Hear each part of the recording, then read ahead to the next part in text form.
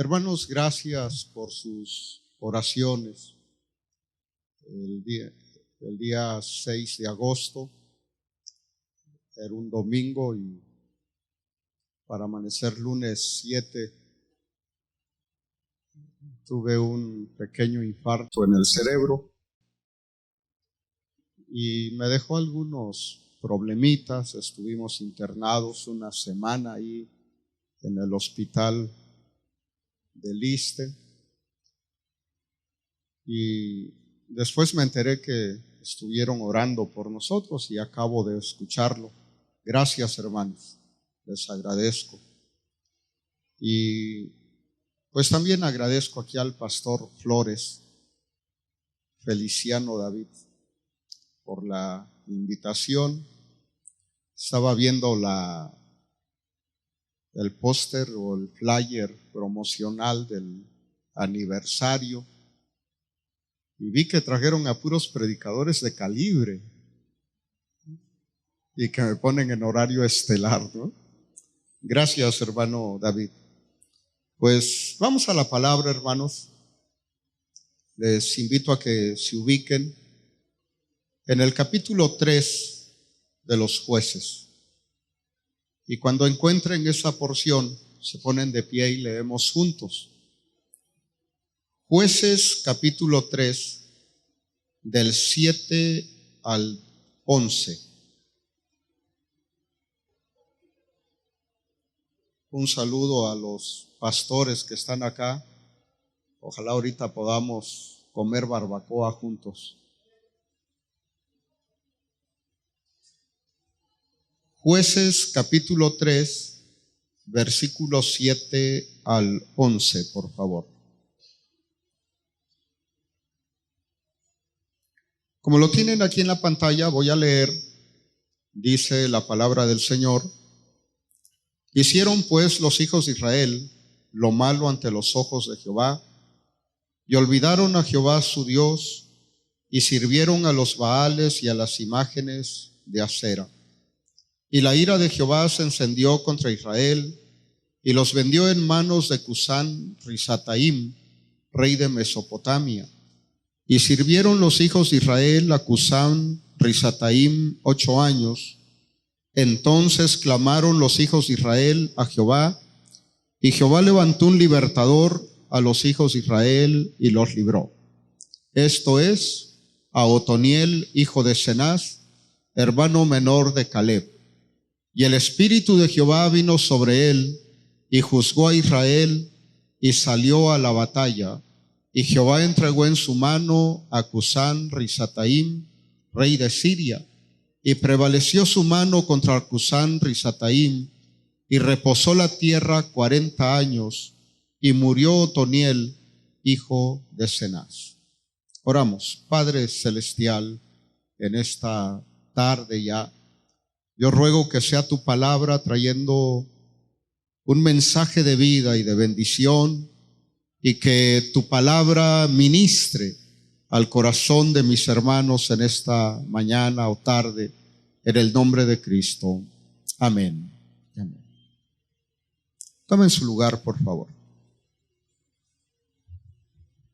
Escogí, hermanos, estos versículos para hablar del ministerio de Otoniel y extraer algunas lecciones de utilidad para esta congregación, el Monte Sinaí. Cuando vamos al libro de los Jueces, generalmente, o más bien hay un ciclo repetitivo ahí. Los israelitas pecaban. Como resultado del pecado les venía la desgracia.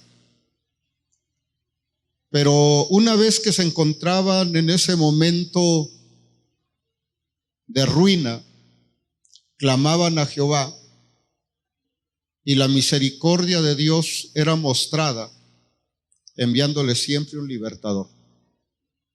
Y en esta ocasión, los hijos de Israel hicieron lo malo ante los ojos de Jehová, como era su costumbre, y Dios les envió a un hombre llamado Otoniel. Permítame mostrarles por lo menos 3 aspectos de la vida y el ministerio de Otoniel. Y el primero lo encuentro en las palabras que dicen: y Jehová levantó un libertador a los hijos de Israel y los libró.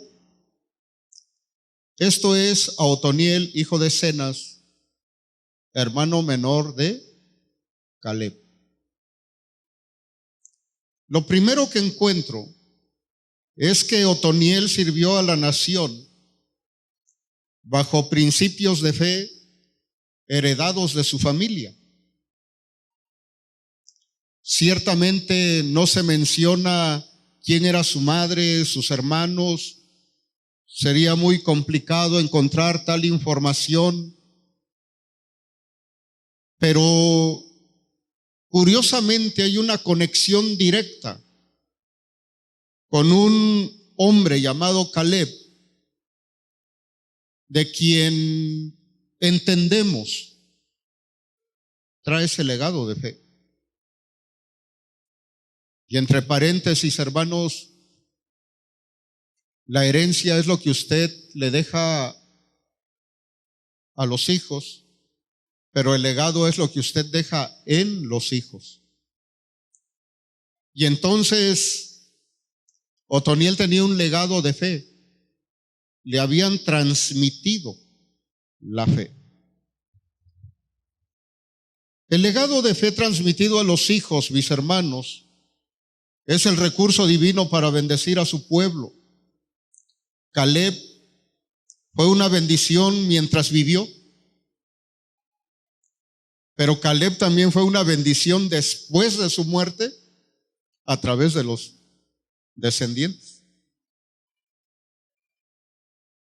Como usted lee su Biblia, no necesito decirle dónde, pero se menciona que Caleb fue un hombre de fe. Se menciona que Caleb fue un hombre esforzado. Caleb fue un hombre singular en asuntos de vida espiritual. Esto me lleva a un comentario. El entorno familiar es el más propicio para desarrollar y para transmitir una vida de fe. ¿Dónde los hijos aprenden a orar? En casa. ¿Dónde los hijos aprenden a leer la Biblia? En casa. ¿Dónde los hijos aprenden que es importante venir a la casa de Dios? Con los padres.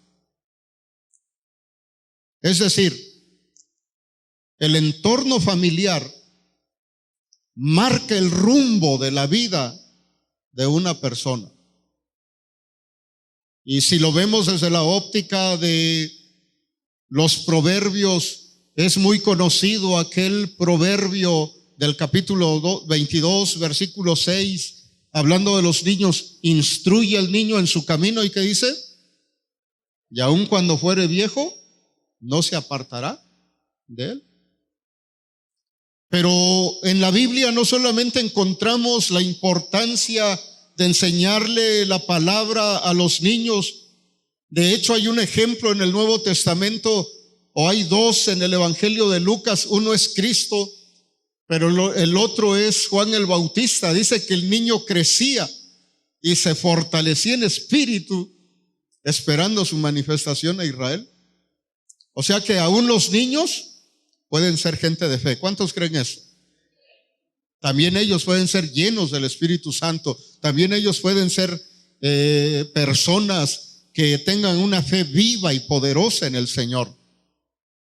Pero insisto, la palabra también nos habla de la juventud, y el ejemplo de los viejos a los más jóvenes es tan importante que por lo menos me atrevo a citar a Jotam, el hijo de Usías, y una tal señora Jerusa, y que el autor de la palabra dice que Jotam se fue haciendo fuerte porque siguió en los caminos de su padre. Lógicamente también la madre jugó un papel importante ahí. ¿Y qué decir de las hijas de Felipe, de las que Lucas, el doctor que escribe el libro de los Hechos, dice que eran profetisas, hijas de un evangelista llamado Felipe? ¿Y qué decir, hablando de los jóvenes que han aprendido o han heredado la fe? Un tal Timoteo, por ejemplo, Pablo dice: tú tienes una fe no fingida. Pero esa fe la tuvo primeramente tu abuela Loida, y tu abuela Loida la enseñó a tu madre Eunice, y yo entiendo que Eunice te la ha heredado a ti. Hermanos, hermanas, como padres y madres tenemos el sagrado deber de transmitir la palabra a los hijos. Y yo ruego, y mi petición y mi anhelo es que la iglesia pueda entender siempre, y cada padre y cada madre de familia pueda entender que necesita afianzar su fe, como lo marca el libro de Deuteronomio. Estas palabras que yo te mando hoy, dice, estarán primeramente sobre tu corazón, y después las repetirás a tus hijos y a los hijos de tus hijos. Quiero cerrar esta primera nota diciendo que si algo tuvo de bendición Otoniel, es haber heredado del tío, de los padres, una fe sólida que lo hizo ser un líder espiritual para la nación. Vamos a vivir la palabra y vamos a transmitir la palabra a la descendencia. ¿Está bien para todos, hermanos? ¿Sí? Dele un fuerte aplauso al Señor.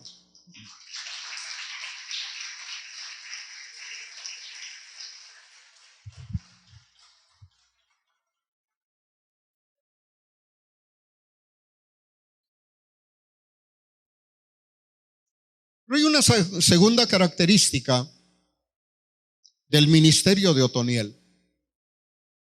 Entonces, primero, él hereda los principios de fe y nos deja como lección a todos los padres que están aquí y madres, que vivamos la palabra y transmitamos la palabra a los hijos. Y los que se quieren casar, que Dios los ayude. Este hombre Otoniel juzgó a Israel bajo la dirección del Espíritu Santo, porque dice la porción que leímos: y el Espíritu de Jehová vino sobre él y juzgó a Israel.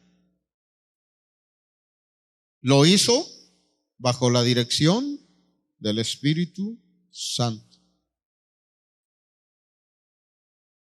Hay varios temas de la teología que podemos encontrar en el libro de los Jueces. Por ejemplo, hablar de los atributos de Dios y el carácter de Dios. Hablaríamos de la gracia, del amor de Dios, de un Dios clemente y misericordioso, porque a pesar de la infidelidad de Israel, a pesar de que vez tras vez se apartaron de Jehová, la gracia, la paciencia de Dios nunca faltaron sobre su pueblo. Y nos enseña a nosotros, hermanos, que a pesar de que a veces somos infieles delante del Señor, Dios sigue siendo bueno. ¿Cuántos lo creen? Recibe esa palabra. Pero Dios levantó a un libertador llamado Otoniel. Y aprendo de ese momento que la obra de Dios es para libertad. El deseo de Dios es la libertad del pueblo de Dios. Dios no te llamó del mundo para vivir otra vez oprimido, angustiado, desesperado, desanimado. No te llamó para vivir una vida de angustia y desesperación. El Señor nos ha llamado para ser libres en Cristo Jesús. Dios usa personas para libertar a los cautivos. El libertador de los cautivos es Cristo, pero usa a las personas para tal efecto. Bástenos citar algún ejemplo recordando al Saúl que un día estuvo entre los profetas en un culto bien pentecostal, lleno de la presencia de Dios y profetizando entre aquellos hombres, pero llegado el día que su corazón se enalteció y se apartó de la gracia del cielo, ahora un espíritu malo venía y lo atormentaba. Alguien tuvo una genial solución y dijo: busquen a un hombre que sepa tocar el arpa y que toque para Saúl. Y alguien dijo: yo conozco a David, un hombre de Dios y que Dios lo usa, tráiganlo. Y cuando David tocaba el arpa lleno de la presencia de Dios, Saúl sentía paz y tranquilidad, porque Dios usa la vida nuestra para llevar libertad a los cautivos.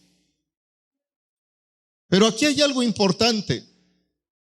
Hablar del mover del Espíritu Santo y tratar de traerlo a nuestra época. Hermanos, el mover de la llenura del Espíritu Santo, la palabra profética y la obra carismática o de poder, de manifestaciones poderosas del Espíritu Santo, siempre han estado presentes en el pueblo de Dios y siempre estarán presentes en la iglesia hasta que Cristo venga. ¿Cuántos creen eso? Denle un fuerte aplauso al Señor por eso, por favor. ¿Ha habido momentos en que ha escaseado? Sí.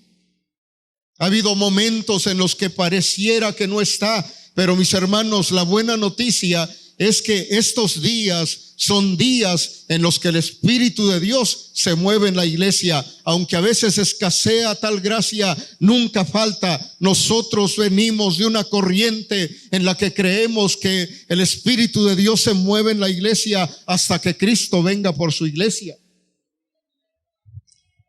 Hermanos míos, la llenura del Espíritu Santo debe impulsar al creyente a manifestar el fruto del Espíritu. Me parece que debe haber un sano equilibrio entre lo que es la unción del Espíritu Santo y el fruto del Espíritu Santo. Hay hermanos que tienen una unción poderosa, pero un fruto tan frágil que por cualquier cosita hacen feo. Usted puede ver a un predicador aquí lleno de la gracia y de repente está silbándole al de enfrente porque no se apura en el semáforo. O a la inversa. Puede haber creyentes de una vida espiritual irreprochable, pero carentes de ese poder. Hermanos, no debe ser así, debe haber un equilibrio. La llenura del Espíritu Santo es para que usted sea una persona ungida en el poder de Dios, pero también para que su vida sea transformada en el nombre de Cristo Jesús. Pero la llenura del Espíritu Santo, porque hablamos de un Otoniel sobre quien vino el Espíritu de Jehová y juzgó a Israel, hermanos, esta llenura capacita para el servicio eficiente. Hechos 1:8 dice: pero recibiréis poder cuando haya venido sobre vosotros el Espíritu Santo. Y luego, ¿qué dice? Me seréis testigos en Jerusalén, en Judea, en Samaria y hasta lo último de la tierra. Hermanos, hagan la obra de Dios. Lo que ustedes no pueden hacer, Dios le va a dar la gracia para hacerlo. Espero que no me miren feo por lo que voy a decir, pero ¿se puede realizar la obra de Dios sin comunión espiritual? Sí se puede. Hay hermanos que no oran mucho y Dios los usa. Hay hermanos que no leen mucho su Biblia y de todos modos Dios los usa. Pero el deseo de Dios y el plan de Dios, la voluntad de Dios, es que sirvamos a Dios manteniendo siempre una fuerte comunión con Él. Sirva a Dios, pero no se desconecte del Señor. Llénese de la presencia de Dios, llénese de la gracia del Señor. Otoniel, a diferencia de los otros jueces que eran llenos del Espíritu Santo de manera ocasional, me parece que él se mantenía en esa plenitud espiritual. Una preguntita rapidita y tratemos de dar respuesta. Usted puede preguntarse, y bueno, ¿y yo cómo puedo mantenerme lleno del Espíritu Santo? Es muy sencillo. Practique los hábitos devocionales, tome tiempo para orar, tome tiempo para leer su Biblia, tome tiempo para venir a los cultos, pero también abra un poquito la ventana de la teología del Espíritu para decirles que es importante la oración en lenguas. Pablo dijo, doy gracias a Dios que hablo en lenguas más que todos ustedes. No está presumiendo, ni está diciendo, yo soy como un consentido de Dios y ustedes de segunda. Claro que no es ese el sentido, es una palabra didáctica de enseñanza. Está diciendo Pablo, es importante que cada creyente sea lleno del Espíritu Santo, siguiendo la línea del libro de los Hechos, busque el bautismo del Espíritu Santo con aquella evidencia de hablar en lenguas que dentro de la teología pentecostal nosotros entendemos que es la evidencia inicial, visible, física del bautismo en el Espíritu Santo, pero no es la única evidencia de que un hermano es lleno del Espíritu Santo. Pero para mantenerse lleno, cuando ya hemos recibido el bautismo en el Espíritu Santo, hay que seguir hablando en lenguas en nuestra oración personal, aquí en el templo, en el culto. Espero no meterme en líos. Y cuando se permite el creyente mantenerse lleno y practicando la oración en lenguas, hermanos míos, se abre una puerta que es la puerta para la manifestación de los dones del Espíritu Santo. Entonces necesitamos ese fuego pentecostal en nuestra vida, como líderes, como pastores, pero también como creyentes, como familias. Hermanos, vamos a caminar en la llenura del Espíritu Santo. Cierro esta segunda consideración. Usted que me escucha, sirva a Dios, no descuide los asuntos espirituales. Sirva a Dios y a la gente, a la iglesia, llenos del Espíritu Santo. Hago un recuentito rapidito para avanzar. Déjeme tomar agua.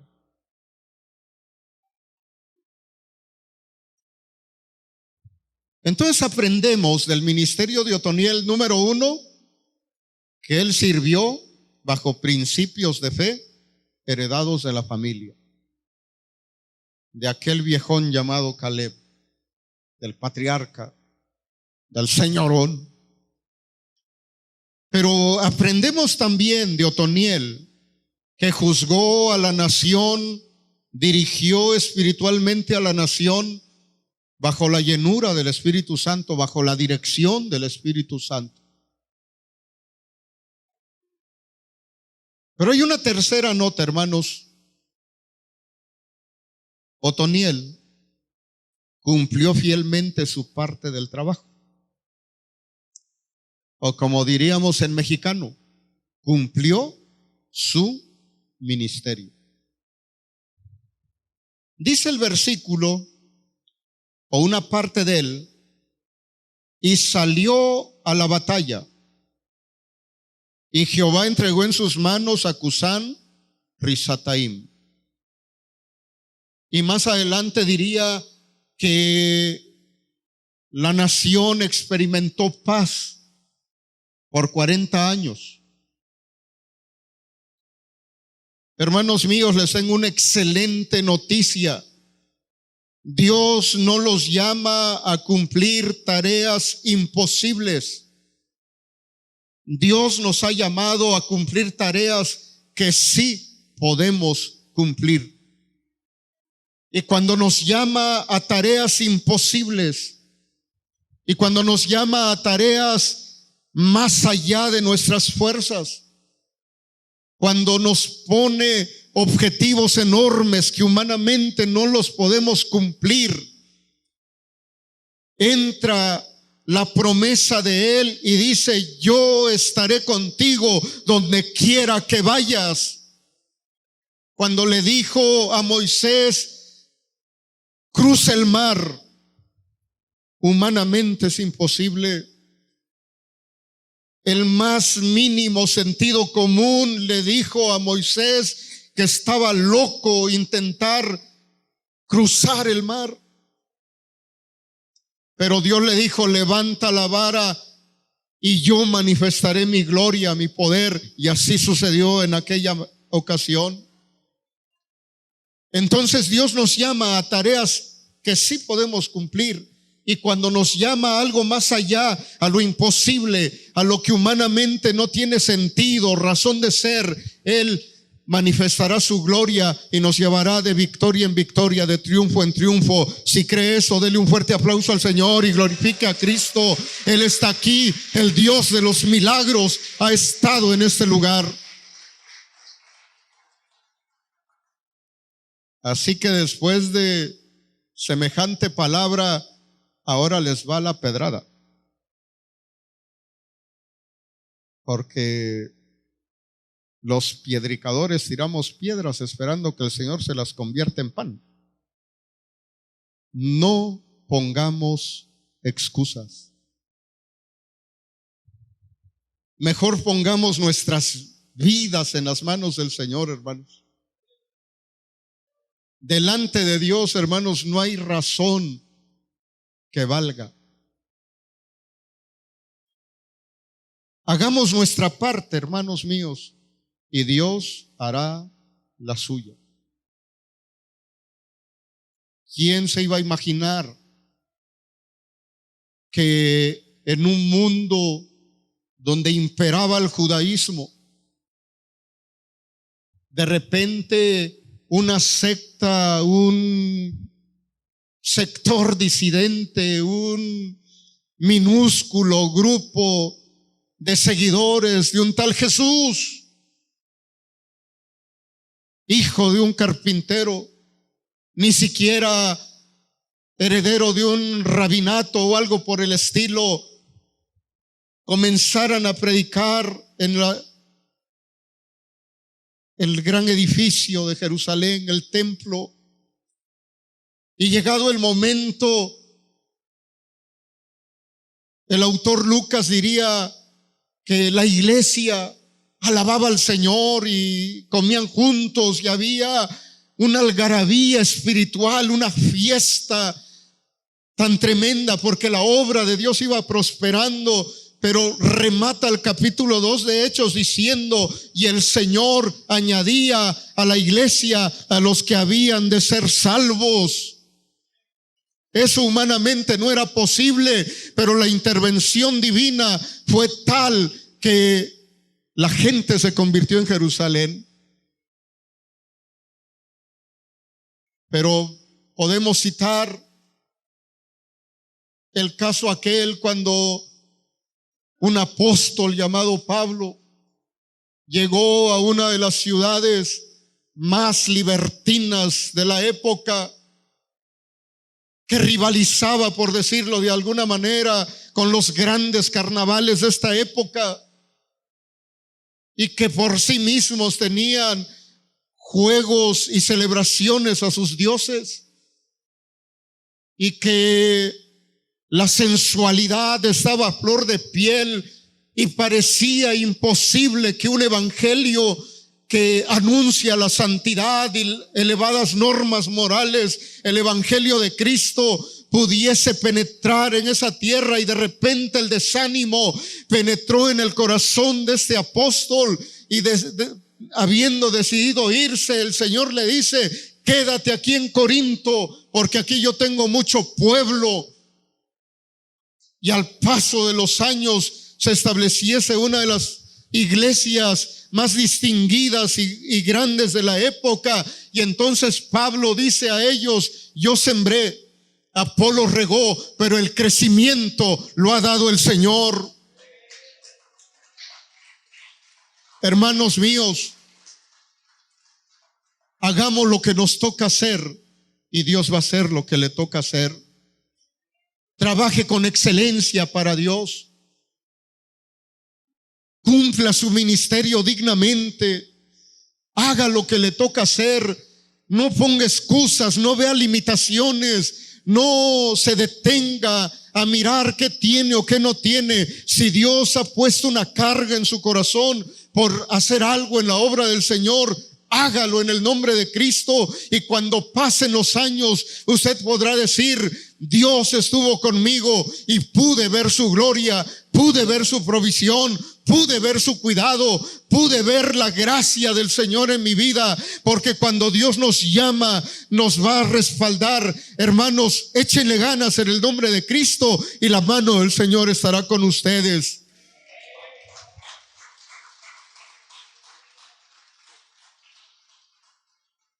Me atreví a notar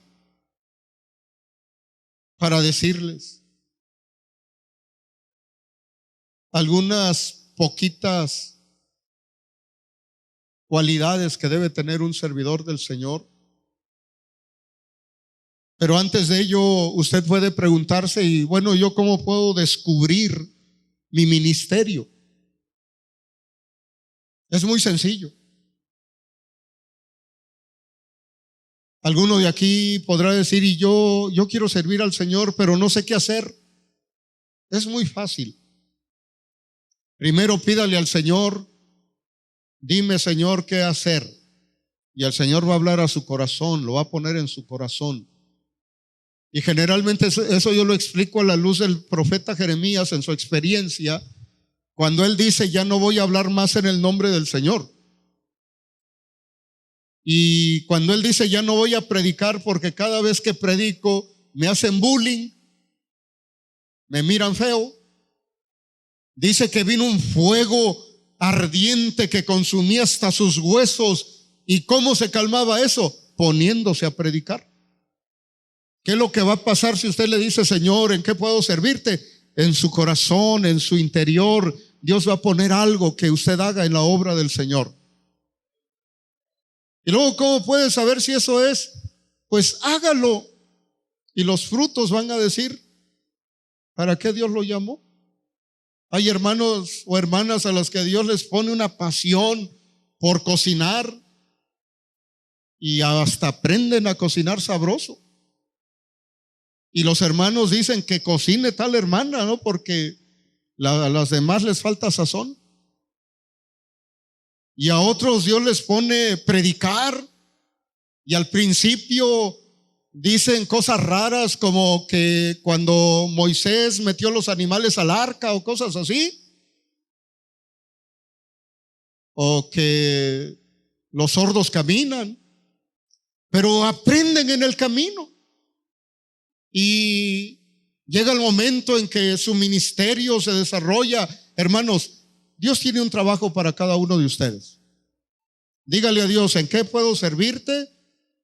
Y Dios va a poner en su corazón, y cuando lo haga, Dios lo va a respaldar, y hay que seguir para adelante nada más. ¿Qué necesita un creyente para servir a Dios? Buen testimonio. Necesita iniciativa personal. Necesita un alto sentido de responsabilidad, disposición al sacrificio, confianza en Dios. Pero sobre todo lo que necesita es decirle: Señor, aquí estoy, usa mi vida. Voy aterrizando, gracias al cielo. Usted que me escucha, ustedes que están aquí en este aniversario 39, la recompensa al servicio cristiano a veces tiene recompensa en esta tierra. A veces lo van a reconocer.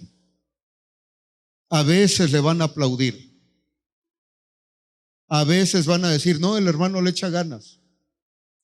Pero sin duda, hermanos, servir a Dios y servir a la iglesia tiene una recompensa cuando nos presentemos delante del Señor.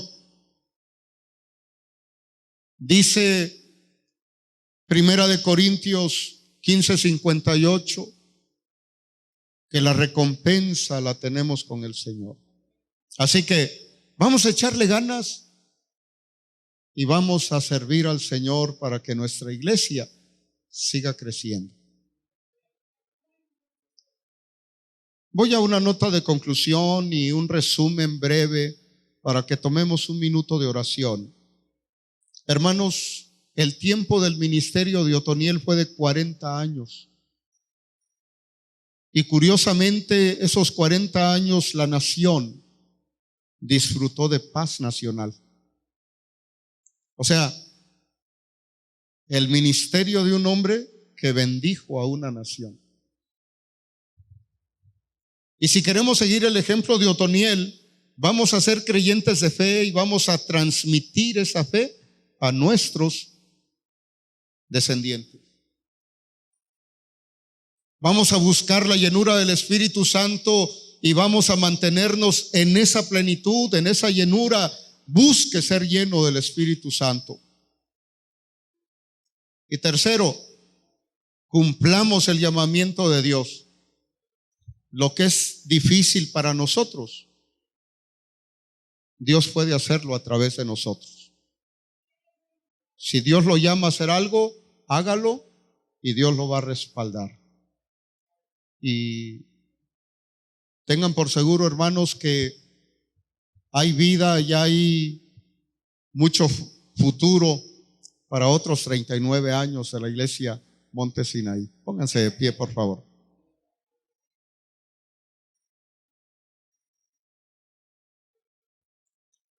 Y tomamos un minuto de oración. Le decimos: Señor, usa mi vida. Lléname de tu Espíritu Santo. Dame la gracia para enseñar a los hijos, a los descendientes esta palabra. Oramos al Señor. Padre Celestial, en esta hora, ruego que sea tu gracia y tu bendición sobre la iglesia Monte Sinaí. Bendice a su pastor.